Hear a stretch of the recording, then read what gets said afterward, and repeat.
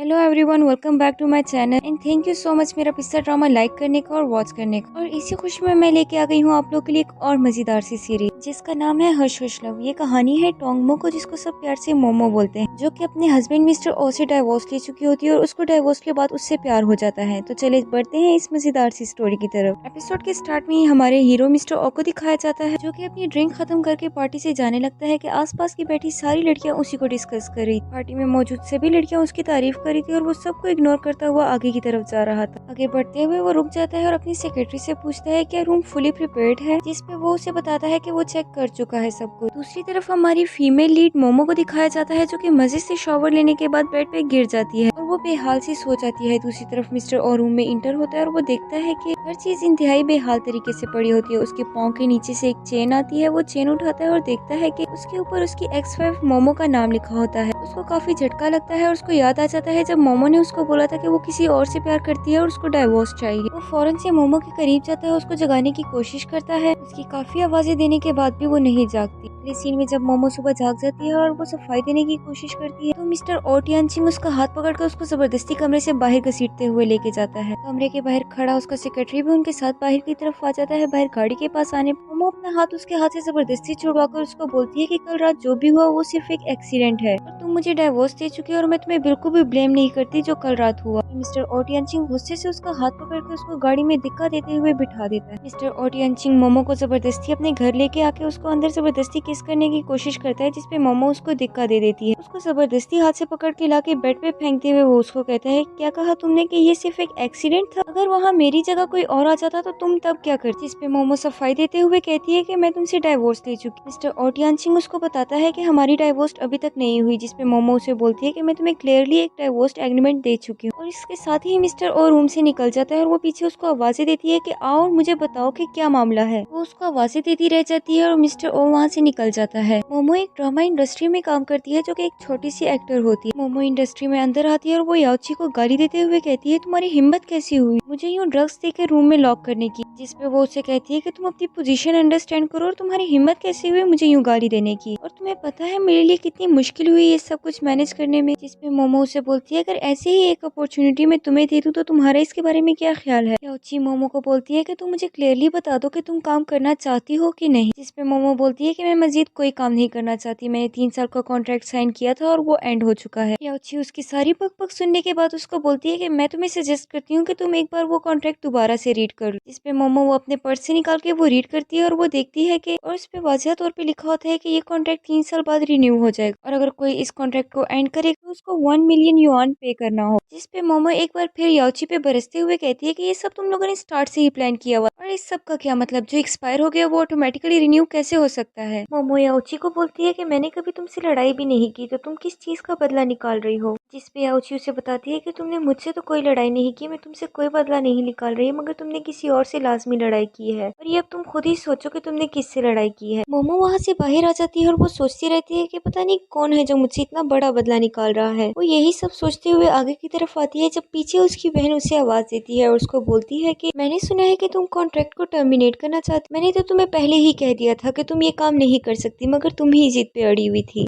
तुम कभी भी इतनी बड़ी एक्टर नहीं बन सकती जो कि इतने फेमस होते हैं, वैसे फेमस हो तुम पहले भी बहुत हो। तुम्हें अपना स्कैंडल भूल गया है, अगर सबको उसके बारे में पता चल जाए तो तुम क्या करोगी फिर। मोमो उसकी सारी बातें सुनने के बाद कहती है अगर तुम यहाँ मेरा मजाक उड़ाने के लिए आई हो तो मेरे पास बिल्कुल भी टाइम नहीं है। मोमो वहाँ से जाने लगती है कि उसकी सिस्टर उसको हाथ से पकड़ के कहती है कि तुम्हारी हिम्मत कैसे हुई। वो हाथ उठा के उसको थप्पड़ मारने लगती है कि मोमो उसका हाथ पकड़ लेती है और उसको बोलती है कि तुम हो कौन। वो मालकिन जो थी वो तुम्हारे बाप की मालकिन थी और तुम्हारा बाप कब का मुझे उस फैमिली से निकाल चुका है, तो अब मैं तुम लोग की फैमिली मेंबर नहीं हूँ। और उसको खड़ी खड़ी सुनाने के बाद वो वहाँ से चली जाती है और उसके जाने के बाद जॉन ये फायर बड़बड़ाते हुए बोलती है कि मैं तुम्हें कभी भी कामयाब नहीं होने दूंगी। अगले सीन में मिस्टर ओ को दिखाया जाता है जिसकी सेक्रेटरी आके उसको मोमो के बारे में अपडेट देता है और उसको बताता है कि इन 3 सालों में वो बहुत चेंज हो चुकी है। उसने कुछ अनपॉपुलर टीवी शोज भी किए। जिसपे मिस्टर ओ उससे पूछता है क्या वो कॉन्ट्रैक्ट एक्सपायर हो चुका है, जिसपे वो बोलता है हाँ। वो उसको बताता है कि ये कॉन्ट्रैक्ट एक्सपायर होने के बाद ऑटोमेटिकली रिन्यू हो जाता है। उसको मोमो के टीवी शोज के कुछ क्लिप्स देता है, जिसके बाद मिस्टर ओ उसको जाने का बोल देता है और खुद बैठ के वो क्लिप जूम कर करके देख रहा होता है और उसको काफी बुरा भी लगता है। अगले सीन में मोमो और मिस्टर ओ को दिखाया जाता है जिसपे मिस्टर ओ उसको बोलता है कि मैं तुम्हें काफी बड़ी अमाउंट दे सकता हूँ लेकिन इस पे एक शर्त है, तुम्हें ये पेपर साइन करना पड़ेगा। जिसपे मोमो पूछती है कि कौन सा पेपर, जिसपे मिस्टर ओ उसको बताता है कि तुम शिंगोंग इंटरनेशनल कुकिंग आर्टिस्ट बन जाओगे और इसके लिए मैं तुम्हें 1 मिलियन पे करूंगा और ये एग्रीमेंट कभी भी एक्सपायर नहीं होगा। जिसपे मोमो बोलती है कि ये बहुत ज्यादा है। जिसपे मिस्टर ओ उसको टोकते हुए बोलता है कि मेरी बात अभी खत्म नहीं हुई। उसको मजीद बताता है कि इस दौरान जो कॉन्ट्रैक्ट मैरिज हमने की है तुम उससे डाइवोर्स भी नहीं ले सकती। जिसपे मोमो उस वक्त मुंह बनाते हुए साफ इनकार कर देती है, मगर थोड़ी देर बाद दिखाया जाता है कि मोमो कॉन्ट्रैक्ट साइन करके उसके हवाले करती है। मिस्टर ओ एग्रीमेंट उठाता है और उसको छेड़ते हुए कहता है कि तुम्हारे साइन आज भी उतने ही गंदे हैं जितने पहले थे।